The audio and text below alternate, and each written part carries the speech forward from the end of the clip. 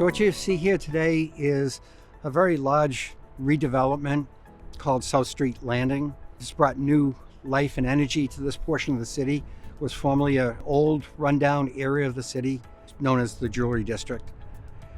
Well, the project started with the closure and the shuttering of a former power plant, coal-fired power plant, and it left a big void in this portion of the city. It was looked at several times by several different developers until finally the state purchased the property from Narragansett Electric at that time, now National Grid, and looked at redeveloping this site. It was sold for $1 to the Heritage Harbor Museum Foundation, and then after that the state bought the property from the museum and decided to use it as a redevelopment into what is now called the Rhode Island Nursing Education Center. GZA has been involved from the beginning on this project. We originally looked at it for the private developers, and then we're looking at it for the museum. And then when the state purchased the property, there was a coalition of private developers.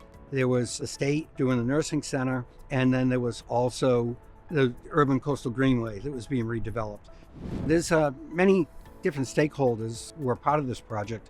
Obviously, there was the private developer that worked on the entire facility.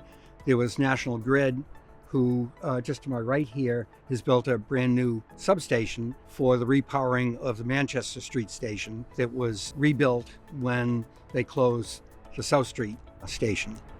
Because it was an old power plant, it had giant above ground storage tanks that stored petroleum to fuel the power plant. Originally, I was the project manager on the project.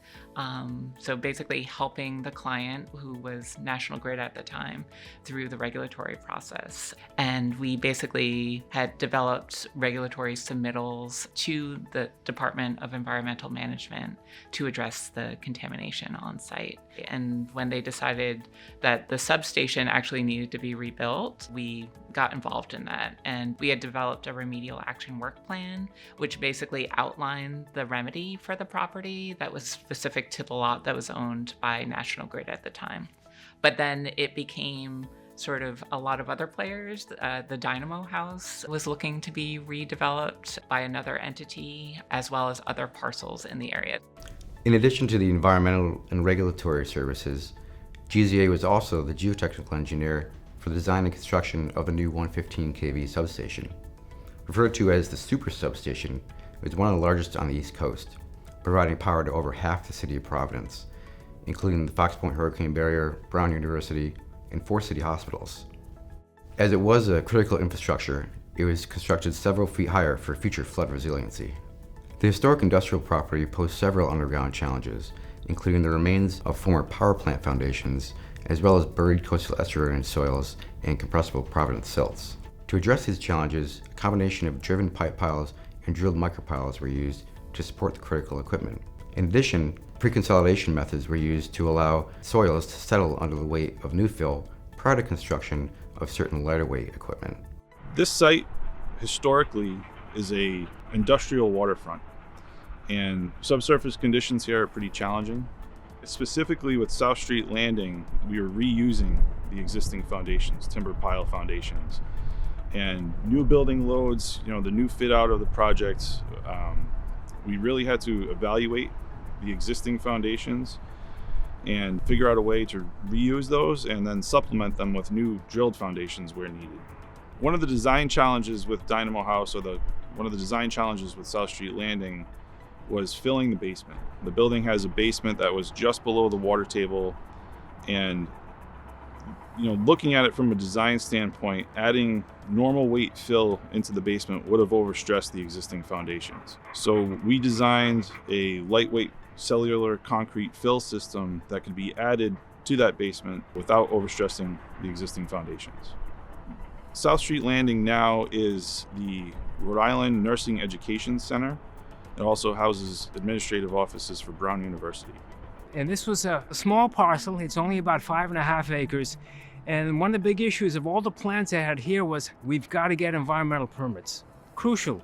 And there's so many different agencies involved in this, from the Army Corps of Engineers to the Rhode Island Department of Environment Management, the Coastal Resources Management Council, to the Energy Facilities Siting Board. and they all wanted to have things done the way they would regulate normally. This is what's called a brownfield site. The soils are contaminated from historic use. Groundwater is contaminated in certain areas from historic uses. So we have to look at how much, and then we have to get involved in our environmental team, and they did a lot of the requirements of primarily Coastal Resources Management Council and Department of Environmental Management. And this had to have an urban coastal greenway here, which is a requirement of allowing the general public to walk along any water of the state. And that meant looking at evaluating this old wall. And we had our geotechnical group did that. Then we had our ecologist team came on board, and they also had to do a number of environmental aspects regarding the benthic environment here in the water, so that all the regulating agencies would be satisfied that we're not impacting the environment with constructing the walls here. Early on in the planning stages of the Urban Coastal Greenway, GZA was approached to do an inspection of the existing seawalls that supported this length of the waterfront. There were some deteriorating steel sheet pile walls, crumbling concrete walls, and some granite block walls that were really in rough shape and didn't meet today's standard of care. This initial inspection resulted in GZA designing a replacement bulkhead to be installed in front of those deteriorating seawalls to support the new loading of the Urban Coastal Greenway. One design challenge we had was that there is a web of utilities behind these seawalls, and also some aging infrastructure and some new infrastructure. We were limited by what we could support this bulkhead with. We couldn't install anything on the upland side, no anchors, so we ultimately ended up designing the bulkhead to be supported by steel raker H-piles installed outboard of the front face of the bulkhead. GZA provided pretty much all the services that we provide on this project. We did all the geotechnical and foundation work for all the new structures. We did the environmental work, mainly because of the site, the location, and the environmental issues. But GZA was able to handle all of those, coordinate, and work with all the different stakeholders throughout the project to make sure that we took all of these problems and issues off their shoulders. We were involved in so many different aspects of the project, not just from the substation redevelopment, but anytime they sort of had an issue, it was something where internally we would talk, we were like, yeah, we can help them out with that. It's pretty incredible just to think back again to what it was before. Now when you stand on that bridge looking, it's a completely different city, and to have been a part of that, it's pretty incredible.